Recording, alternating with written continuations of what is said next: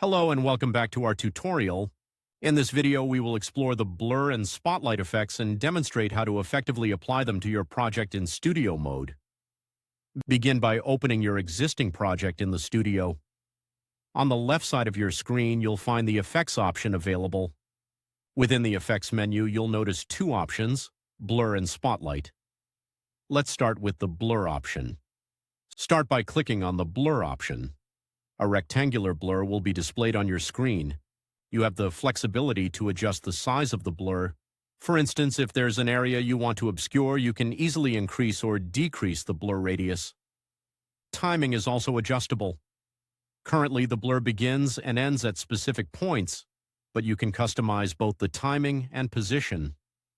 While I've moved it using my cursor, manual adjustments are also possible. Once satisfied, click Apply to implement the blur effect. Now let's delete the blur before proceeding. Now let's remove the blur and move on to the spotlight effect. Click on the spotlight option. This will display a rectangular area that you can adjust to highlight specific content in your video. You can configure the darkening factor, which is currently set to 0.5. Increasing this value darkens the surrounding area, so I will set it to 70% for a more pronounced effect. You also have options to customize the border color, thickness, and the timing for both start and end, as well as the position of the spotlight. I've already set the size and position using my cursor, but manual adjustments are also an option. When you're ready, click Apply to view the spotlight effect. Next, we will dive into the zoom effect.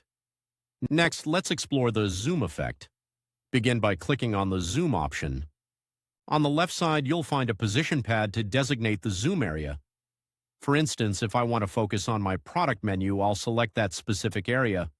You can adjust the position, duration for when the zoom starts and ends, and also the zoom scale.